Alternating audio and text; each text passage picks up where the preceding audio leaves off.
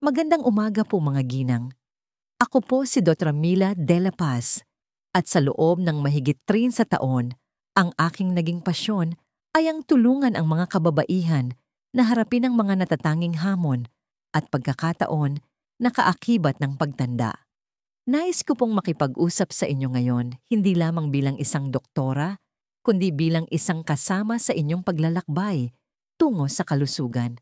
Bawat umaga, milyon-milyong kababaihang Pilipino na higit sa 60 anyos, mga kahangahangang babae na nagsisikap gawin ang tama para sa kanilang katawan ay hindi namamalaya na sinisira ang kanilang sigla bago pa man sila kumain ng almusal. Hindi po ito dahil sa asukal at hindi rin po sa mga tinapay. Ito po ay ang mismong inumin na pinagkakatiwalaan ng marami sa inyo na malusog na kakakalma at mabuti para sa inyong kapakanan. Ang tsaa. Opo, tama po ang nabasa ninyo. Ang simpleng tasa ng tsaa na inyong iniinom tuwing umaga ay maaaring ang lihim na sumasabotahe sa inyong enerhiya, balanse ng hormone at kalusugang pambabae. Ngayon, ibubunyag ko sa inyo ang isang paksa na matagal nang napabayaan.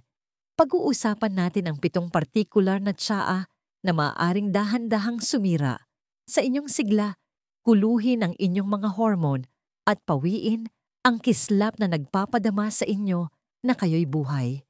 Malamang ay nasabihan na kayo na ang mga tsaang ito ay mabuti para sa inyo isang matalinong pagpili para sa pagkontrol ng timbang o pagbawas ng pamamaga.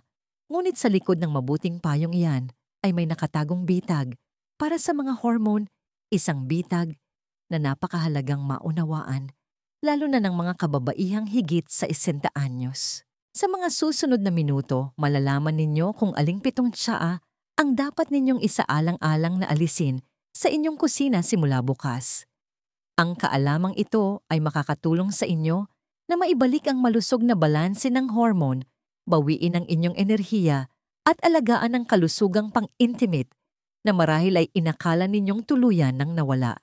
At hinihimok ko kayong manatili dahil ang ika-6 sa ating listahan ang pinakanakakagulat sa lahat, isang tsaa na pinaniniwalaan ng karamihan sa mga kababaihan na lubos na ligtas. Ngunit sa katotohanan, maaari nitong tahimik na ginugulo ang mga sistema na nagpapanatili sa inyong sigla mula sa loob. Bago tayo magsimula, kung seryoso po kayo sa pagprotekta ng inyong kalusugan, enerhiya at kapakanan, pagkatapos ng edad 60 maglaan po ng sandali para mag-subscribe at i-on ang notifications. Ang layunin ko po ay magbigay sa inyo ng payong suportado ng doktor na idinisenyo para mismo sa inyo. At nais ko pong maging isang usapan ito. Kung ang ibinabahagi ko ay tumatatak sa inyo, pakitype po ang 1 sa comments sa ibaba. Kung hindi naman pakitype ang 0. Ang inyong feedback ay napakahalaga at narito ako para makinig. Simulan na po natin. Tsaa mo 1, tsaa ng licorice root, ang tagagulo ng hormone. Ang unang tsaa sa ating listahan ay madalas na hindi napapansin at ipinakikilala bilang isang natural at nakapapawing lunas. Ngunit para sa mga kababaihan sa ating edad, maaari itong maging isang malaking panggulo sa ating maselang balanse ng hormone na ninanakaw ang inyong siglang pambabae. Ang tinutukoy ko po ay ang tsaa ng licorice root. Hindi ko malilimutan ang isa kong pasyente si Aling Flora. Dumating siya sa aking klinika na lubos na naguguluhan. Isang babae sa kanyang huling bahagi ng 60s, ginagawa niya ang lahat ng tama, kumakain ng malinis, nananatiling aktibo at ipinalit pa niya ang kanyang pang-umagang kape sa herbal na tsaa. Subalit ang kanyang enerhiya ay nasa pinakamababang antas, hindi maganda ang kanyang tulog at nakakaramdam siya ng patuloy na brain fog na hindi niya maalis. Nang suriin namin ang kanyang pang-araw-araw na gawain ng salarin, ay nasa harap lang pala namin ang kanyang paboritong tasa ng tsaa ng licorice root. Ngayon, naiintindihan ko kung bakit ito nakakagulat. Ang licorice ay madalas na ipinagdiriwang bilang isang natural na lunas para sa masamang tiyan, pananakit ng lalamunan o pamamaga. Ang hindi alam ng karamihan sa mga kababaihan ay ang ugat ng licorice ay naglalaman ng isang mabisang compound na tinatawag na glycyrrhizin. Para sa mga kababaihan, lalo na sa mga higit 60 anyos, ang compound na ito ay maaaring mapanganib dahil maaari nitong lubos na maapektuhan ang inyong mga adrenal gland at mga antas ng cortisol. Sa katunayan, ipinakita sa mga klinikal na pag-aaral na ang pag-inom ng ugat ng licorice ay maaaring magdulot ng malaking pagbabago sa mga hormone na nagre-regulate ng stress at presyo ng dugo. Hindi lamang po ito isang maliit na pagbaba. Ito po ay katumbas ng pagsakay ng inyong katawan sa isang roller coaster ng stress sa aspetong hormonal. Ang pinakamasaklap na bahagi ay hindi ito nararamdaman ng karamihan sa mga kababaihan hanggang sa mangyari na ang pinsala. Napapansin na lamang nila ang isang dahan-dahang paghina, ang kanilang kalinawan ng isip katatagan pisikal na lakas at kalooban ay tila nauubos. Nakakadismaya ito dahil tila napaka-inosente nito. Naniniwala kayong gumagawa kayo ng isang malusog na pagpili, ngunit ibang-iba ang sinasabi ng inyong katawan. Kung kayo ay higit sa 60 at ang tiyaan ng licorice ay araw-araw na gawi, maaaring pinapagod ninyo ang mismong sistema ng hormone na nagbibigay lakas sa inyong sigla. At ang licorice ay simula pa lamang. Ang susunod na tsaa sa ating listahan ay mas mapanlinlang pa dahil sikat ito sa pagpapakalma ng katawan. Ngunit paano kung dahan-dahan din nitong pinapatay ang apoy sa inyong kalooban? Tiyan, Nordo, tiyan ng peppermint, sobra-sobrang pagpapalamig sa iyo.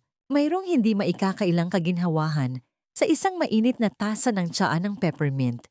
Ito ang uri ng inumin na tila ganap na hindi nakakapinsala kahit nakapakipakinabang, lalo na pagkatapos ng mabigat na pagkain o sa isang araw na puno ng stress. Naiintindihan ko po iyan. Ako mismo ay umiinom nito noon tuwing gabi. Ang amoy nito ay sariwa magaan, sa pakiramdam at may kakaibang epektong nagpapalamig na nagpaparamdam sa iyo na may ginagawa kang mabuti para sa iyong katawan. Ang katotohanan po para sa mga kababaihang higit sa 80 anyos, ang parehong epektong nagpapalamig ay maaaring lumalamig pa sa higit pa sa inyong panunaw. Nagsimula akong mapansin ang isang pattern ilang taon na ang nakalilipas ng may mga babaeng pumupunta sa aking klinika na nag-uulat ng mababang enerhiya, kawalan ng interes sa intimasya at isang pangkalahatang pakiramdam na hindi konektado sa kanilang sariling sigla. Kalmado sila o ngunit tila sobra-sobra ang pagiging kalmado, tila hiwalay. At hulaan ninyo ang tiyaan ng peppermint ay isang paulit-ulit na tema sa kanilang pang-araw-araw na gawain. Sinusuportahan ng agham ang mga obserbasyong ito. Ipinakita na ang peppermint ay may mga anti-androgenic effect. Ibig sabihin maaari nitong pababain ang antas ng ilang particular na hormone na bagamat nangingibabaw sa mga lalaki, ay mahalaga pa rin para sa enerhiya kalusugan ng buto at libido ng isang babae. Kapag ang mga antas ng hormone na ito ay bumaba lahat, ay maaaring magbago ang iyong kalooban, ang tono ng iyong mga kalamnan, ang iyong lakas, at oo, ang iyong kalusugang pang-intimate. Hindi ito nangyayari sa isang gabi lamang, kaya ito ay napakapanlinlang. Iniinom ninyo ito araw-araw sa pag-aakalang ito ay isang malusog na gawi habang dahan-dahan nitong hinihinaan ang apoy ng inyong hormonal system na nagpaparamdam sa inyo na kayo ay kayo. Kung ang isang tasang peppermint tea tuwing gabi ang inyong paraan para mag-relax, marahil ay oras na para pag-isipang muli. At kung sa tingin ninyo ay nakakagulat na ang peppermint, maghintay kayo hanggang sa marinig ninyo ang susunod. Isa ito sa mga pinakasikat na tsaa sa buong mundo at maaari nitong tahimik na naaapektuhan ang mga pinakamahalagang function ng inyong katawan. Tsaa na 3 itim na tsaa black tea. Ang lihim na pananabutahin ng stimulant. Ang itim na tsaa ay isang walang kupas na inumin. Pamilyar ito bahagi ng ating pang-araw-araw na tradisyon. Marahil ay lumaki kayong pinapanood ang inyong ina na umiinom nito tuwing umaga o marahil ito ang naging pamalit ninyo sa kape nang magpasya kayong bawasan ang mas matapang na caffeine. Marami na akong nakausap na babae sa aking klinika na buong pagmamalaking ipinapaliwanag kung paano nila tinalikuran ng mabibigat na bagay at lumipat sa itim na tsaa para sa kanilang kalusugan. Lagi kong pinupuri ang pagsisikap na yon.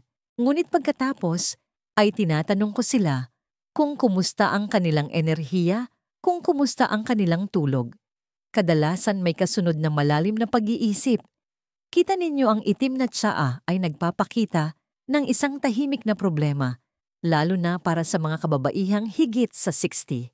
Hindi lamang ito tungkol sa caffeine bagamat bahagi iyon ng problema. Ito ay ang kombinasyon ng caffeine at tannins na maaaring makasagabal sa pagsipsip ng mga mahahalagang mineral.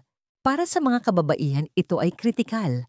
Ang itim na tsaa ay maaaring makabuluhang hadlangan ang pagsipsip ng non-hemi-iron, ang uri na matatagpuan sa mga halaman na mahalaga para maiwasan ang anemia at pagkapagod. Maaari rin itong makasagabal sa pagsipsip ng magnesium, isang mineral na talagang kritikal para sa pagpapanatili ng densidad ng buto, function ng nerbiyos at isang kalmadong kalooban. Sa paglipas ng panahon, ang caffeine ay maaari ring dahan-dahang magpataas ng cortisol, ang stress hormone. Ang mataas na cortisol ay kilalang kaaway ng balanse ng hormone. Ginugulo nito ang tulog na gaambag sa taba sa tiyan at nag-iiwan sa iyong pakiramdam na pagod at hindi konektado sa iyong katawan. Nagkaroon ako ng pasyente tulad ni Aling Tessie, isang 18 taong gulang na inakala niyang ginagawa niya ang tamang pagpili para sa kanyang kalusugan sa pamamagitan ng paglipat sa tsaa. Hindi ko siya masisisi, ngunit kapag ang iyong pang-umagang inumin ay dahan-dahang umuubos sa iyong mga reserbang mineral at katatagan ng hormone, hindi na ito isang mas ligtas na pagpili. Ito ay isang nakatagong bitag. Gayunpaman, kahit na ang mga epekto ng itim na tsaa ay maaaring mukhang banayad kumpara sa susunod. May isang buong kategorya ng mga tsaa na nangangako na linisin at dalisayin ang iyong katawan, ngunit sa katotohanan, maaaring inaalis nila ang mismong mga sustansya at balanse na kailangan mo upang gumana. Tsaa number 4, mga detox tea, isang panloloko na sumisira sa inyong bituka at mga hormone. Kung may piso ako sa bawat babaeng nagsabi sa akin na nagsimula siyang uminom ng detox tea para maging mas malusog, mabibili ko na siguro ang lahat ng mga mapanlinlang na produktong ito mula sa mga tindahan para lamang protektahan kayo mula sa kanila. Naiintindihan ko po ang pangakit, ang pangako ng paglilinis ng iyong sistema, pagbabawas ng ilang kilo, at pakiramdam na mas magaan ay tila eksakto sa kailangan natin habang tumatanda. Ngunit ang hindi na pagtatanto ng karamihan sa mga kababaihan ay ang mga tinatawag na detox tea na ito ay hindi nagpapagaling sa inyong katawan. Tahimik nila itong sinisira. Naaalala ko ang isang partikular na pasyente, si Aling Belen, isang retiradong guro na matalino. Nagsimula siyang uminom ng isang sikat na detox tea tuwing umaga dahil nangangako ang kahon ng mas mahusay na panunaw at mas maraming enerhiya. Gayunpaman sa paglipas ng panahon, napansin niya na mas pagod siya, may problema sa panunaw at ang kanyang buhok at mga kuko ay marupok. Inakala niyang ito ay dahil lamang sa pagtanda, ngunit nang suriin namin nang mas malapitan ng tsaa ang salarin. Karamihan sa mga detox tea ay puno ng matatapang na halamang gamot tulad ng sena o ugat ng dandelion na nagsisilbing malakas na diuretics, pampaihi at laxatives pampurga. Maaaring magparamdam ito sa iyo na mas magaan pansamantala sa pamamagitan ng pagpilit sa tubig na lumabas sa iyong sistema, ngunit may katumbas itong malaking halaga, dehydration, kawalan ng balanse sa electrolyte, at matinding iritasyon sa lining ng iyong bituka.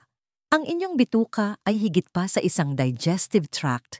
Ito ay may mahalagang papel sa pag-regulate ng inyong mga hormone, lalo na ang estrogen. Kapag ang inyong bituka ay namaga o naubusan ng mahahalagang sustansya, direktang tinatamaan ang kakayahan ng inyong katawan na mapanatili ang hormonal harmony, at lahat mula sa inyong enerhiya hanggang sa inyong kalooban ay nagsisimulang bumagsak. Ang pinakapanganib na bahagi ay ang mga tsaang ito ay ipinagbibili bilang ligtas at kapaki-pakinabang. Ngunit ang pangmatagalang epekto ay hindi detoxification, ito ay depletion o pagkaubos. At kung sa tingin ninyo ay sa tofu o protein bars lang ninyo, kailangang mag-alala tungkol sa soy. Ang susunod na tsaa sa ating listahan ay isang panggising. Hindi lamang ito tungkol sa kung ano ang nasa tasa. Ito ay tungkol sa kung paano nito ginagaya ang isang hormone na maaaring dahan-dahang guluhin ang iyong natural na balance. Siya ang pisay mga herbal na tsaa na may soy. Ang sobrang dami ng estrogen, ito ay personal para sa marami sa mga dedikadong kababaihan na nakatrabaho ko sa mga nakaraang taon. Ginawa nila ang lahat para mamuhay ng malinis, pagbabawas sa mga processed na pagkain, pag-iwas sa sobrang asukal, at pagpili ng mas maraming pagkain mula sa halaman. Kaya kapag ang isang timpla ng tsaa na naglalaman ng soy ay lumitaw sa estante na may etiketang mabuti para sa puso o mainam para sa malusog na pagtanda, hindi sila nag-iisip ng dalawang beses. Tila ito ang perpektong pagpili. Ngunit para sa mga kababaihang higit sa 6'2", maaari nitong tahimik na baguhin ang buong pundasyon ng inyong hormonal system sa maling direksyon. Ang soy ay naglalaman ng mga compound na tinatawag na phytoestrogens na mga kemikal mula sa halaman na ginagaya ang epekto ng estrogen sa katawan. Heto po ang kritikal na bahagi. Pagkatapos ng menopause, ang katawan ng isang babae ay nasa isang bagong yugto ng hormonal, habang ang ilang phytoestrogens ay maaring makatulong sa ilang kababaihan. Ang pagbaha sa iyong sistema ng mga ito mula sa mga pinagkukunan tulad ng mga tsaang may soy ay maaring lumikha ng isang kawalan ng balanse. Ang resulta, maaring lumitaw ang mga sintomas na nauugnay sa estrogen dominance, tulad ng paglobo ng tiyan, pagdagdag ng timbang sa gitnang bahagi ng katawan, pagbabago ng mood at pagkapagod. Nagkaroon ako ng isang kahangahangang ginang sa kanyang unang bahagi ng 70s, isang babaeng nagngangalang Aling Marites na lumapit sa akin dahil sa pagkadismaya. Kumakain siya ng tama, naglalakad araw-araw, at umiinom ng inakala niyang malusog na herbal na tsaa. Ngunit may isang bagay na tila maling-mali. Tumaas ang kanyang timbang sa paligid ng kanyang tiyan, nawala ang kanyang enerhiya at hindi na niya nararamdaman ang kanyang sarili. Sinuri namin ang lahat at naroon ito nagtatago sa harap mismo namin, mga tsaang may soy 2 beses sa isang araw-araw. Madaling makaligtaan dahil hindi laging nakasulat ang soy sa etiketa. Minsan ito ay nakalista bilang soy lecithin, soy protein o isoflavones, ngunit pareho ang reaksyon ng iyong katawan, isang posibleng kawalan ng balanse sa hormone at isang mabagal, tuloy-tuloy na pagkaubos ng iyong kagalingan. Ngayon, kung iyon ay nakababahala, maghintay lamang kayo. Ang susunod na tsa ay isa na itinuturing ng maraming tao na isang super tea. Ngunit para sa mga kababaihang higit sa 60, maaari nitong guluhin ang inyong thyroid, maapektuhan ang mga pangunahing hormone at tahimik na sirain ang inyong sigla. Tsa number 6, matcha green tea. Hindi ito ligtas, tulad ng inaakala ninyo. Sumikat ng husto ang matcha kamakailan. Nakikita ninyo ito kahit saan sa mga smoothie latte at sa mga wellness blog na nagsasabing ito ay isang superfood na lumalaban sa pagtanda at nagpapalakas ng enerhiya. At habang totoo na ang matcha ay mayaman sa antioxidants, madalas kong sinasabi sa aking mga pasyente na ang sobra ay hindi laging mas mabuti, lalo na kapag higit ka na sa 60. Isa sa aking matagal ng pasyente, si Aling Gloria, ay buong pagmamalaking lumapit sa akin upang ipaliwanag kung paano niya pinalitan ang kanyang kape ng matcha matapos basahin ang tungkol sa mga kamangha-manghang benepisyo nito sa kalusugan. Ngunit ang hindi niya inaasahan ay ang biglaang pagsisimula ng pagkabalisa, ang brain fog, at ang kumpletong pagkagulo ng kanyang pagtulog. Lumalabas na ang matcha sa mataas na konsentrasyon na iniinom ito ay maaring magdulot ng mas maraming pinsala kaysa sa kabutihan para sa ilang kababaihan. Puno ito ng isang compound na tinatawag na EGCG epigallocatechin gallate. Oo, ito ay isang malakas na antioxidant, ngunit sa malalaking halaga, maaari itong makagambala sa mga enzyme ng atay at ipinakita pa ngang nagpapababa ng aktibidad ng thyroid sa ilang pag-aaral. Para sa mga kababaihang higit sa 60 na mas mataas na ang panganib para sa mga isyu sa thyroid, ito ay isang malaking alalahanin.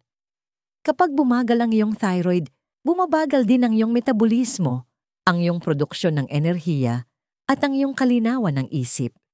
Lahat po iyan ay magkakaugnay at huwag nating kalimutan ang caffeine. Maraming mga nakatatandang kababaihan ang nag-aakala na ang matcha ay banayad dahil ito ay isang uri ng green tea, ngunit ang matcha ay mas puro o concentrated. Para sa isang taong sensitibo sa caffeine o mayroon ng problema sa pagkabalisa o mataas na presyo ng dugo, ang dagdag na sipa na iyon ay maaaring humantong sa panginginig, hindi magandang pagtulog at isang sobrang stimulated na nervous system, ang kabaligtaran ng kalmadong sigla na iyong hinahanap. Walang kamalay-malay si Aling Gloria. Akala niya ay ginagawa niya ang pinakamatalinong pagpili para sa kanyang kalusugan. At iyon ang dahilan kung bakit napakapanlinlang ng matcha, meron itong korona ng kalusugan, ngunit sa ilalim nito, maaari nitong tahimik na sirain ang mga mismong sistema na sumusuporta sa iyong sigla bilang isang babae. Kung sa tingin ninyo ay mapanlinlang na ang matcha, maghintay hanggang sa pag-usapan natin ang ating huling tsaa. Ito ay mainit malasa at nakakaginhawa, ngunit sa loob ng inyong katawan, maaari itong lumikha ng isang perpektong unos na umuubos ng inyong enerhiya at gumugulo sa inyong hormonal na kapayapaan. Tsaano 7 Chai Tea, ang maanghang na sabotador. Ang chai tea ay may kakaibang alindog, hindi ba? Ito ay mainit mabango sa mga pampalasa at puno ng lasa. Para sa marami nagpapaalala ito ng mga maginhawang alaala ng pag-upo sa tabi ng bintana sa isang malamig na umaga, hawak ang isang tasa na parang mas kaginhawahan kaysa sa isang simpleng inumin. May mga pasyente akong nagsasabi na ang chai ay nagpaparamdam sa kanila na buhay matatag at maging payapa. Sa kasamaang palad, para sa mga kababaihang higit sa 60, ang kapayapaang iyon ay maaaring may katumbas na malaking halaga. Karamihan sa mga tao ay hindi na pagtatanto na ang tradisyonal na chai ay hindi lamang tsaa. Ito ay isang partikular na kombinasyon ng itim na tsaa, gatas, asukal at iba't ibang pampalasa. Bagamat ang bawat isa sa mga sangkap na yon ay maaaring mukhang hindi nakakapinsala ng mag-isa, kapag pinagsama-sama maaari silang lumikha ng isang hormonal na unos sa loob ng tumatandang katawan ng babae. Una, mayroon kang itim na tsaa na tulad ng napag-usapan natin ay maaaring makasagabal sa pagsipsip ng mineral at magpataas ng cortisol. Pagkatapos ay mayroong idinagdag na asukal na nagpapataas ng iyong insulin, nagpapalala ng pamamaga sa buong katawan at maaring magpalala ng mga sintomas ng hormonal. Sunod ay ang gatas, na para sa maraming kababaihan ay maaring maging sanhi ng pamamaga at panggulo sa bituka. Panghuli, mayroon kang mga pampalasa tulad ng cardamom o clove na bagamat malusog sa katamtamang dami ay maaaring magkaroon ng komplikadong epekto kapag regular na iniinom sa malalaking halaga. Bigla ang nakagiginhawang tasa na yon ay nagiging isang recipe para sa hormonal na sabotahe. Naaalala ko ang isang babae sa kalagitnaan ng kanyang 60s, si Aling Rowena, na pinahahalagahan ang kanyang pang-umagang ritual ng chai. Ito ang kanyang pang-araw-araw na gawain, umulan man o umaraw. Ngunit nang pag-usapan namin ang kanyang kamakailan at nakababahalang mga issue sa pagkapagod paglobo ng tiyan, At hindi magandang pagtulog, hindi nagtagal, ay napagdugtong-dugtong namin ang lahat. Ang kanyang pang-araw-araw na kaginhawahan ay siya ring tahimik na magnanakaw ng kanyang sigla. Ito ang mga uri ng gawi na masarap sa pakiramdam, ngunit dahan-dahang nagpapahina sa atin sa pisikal. Iyon ang dahilan kung bakit sila napakapanganib, hindi sila parang masamang pagpili hanggang sa dumating ang mga kahihinatnan. Ano ang kailangan ninyong gawin ngayon? Sa ngayon, maaaring nakakaramdam kayo ng halo-halong pagkagulat, marahil kahit na pagkadismaya. Sa totoo lang maganda po iyan. Ibig sabihin ay nagmamalasakit kayo. Ibig sabihin ay nagbibigay pansin kayo. Karamihan sa mga kababaihan ay hindi. Patuloy silang umiinom ng parehong mga bagay tuwing umaga, nagtitiwala sa mga etiketa nang hindi na pagtatanto na ang pinaniniwalaan nilang nakakatulong sa kanila ay maaring tahimik na sumisira sa kanilang enerhiya, kalooban at kumpiyansa. Nakita ko na ito nang hindi mabilang na beses isang babae ang papasok sa aking klinika na pagod, malabo ang isip at kumbinsido na ganito talaga ang pakiramdam ng pagtanda. Ngunit pagkatapos ng ilang simpleng tanong tungkol sa kanyang pang-araw-araw na gawi, madalas nating natutuklasan na ang isang bagay na kasing simple ng tsaang iniinom niya ay isang salik. Iyan po ang parehong masama at mabuting balita.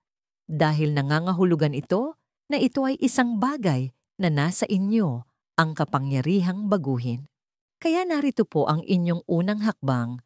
Ngayon gusto kong pumunta kayo sa inyong kusina. Ilabas ang bawat kahon ng tsaa, bawat timpla, bawat lalagyan. Tumingin ng mabuti sa mga etiketa para sa mga salitang tulad ng licorice, peppermint, itim na tsaa detox, soy matcha o chai. Kung makita ninyo ang mga ito, gusto kong itabi ninyo sila. Ang mga tsaang iyon ay maaaring gumugulo sa inyong mga hormone, umuubos ng inyong mga reserbang mineral at pumipigil sa inyo mula sa enerhiya at kagalingan na nararapat sa inyo. Pagkatapos gumawa ng isang mulat na pagpili na magbago, magsimulang tuklasin ang mga tsaan at tunay na sumusuporta sa katawan ng isang babae. Pagkatapos ng isinta mga tsaan na tumutulong sa iyong pakiramdam, nagising buhay at ganap na naroroon sa iyong sariling balat muli. Huwag nang hintayin na maipon ng pinsala. Kung mas maaga ninyong gagawin ang pagbabagong ito, mas maagang tutugon ang inyong katawan. Ngunit aling mga tsa ang ligtas?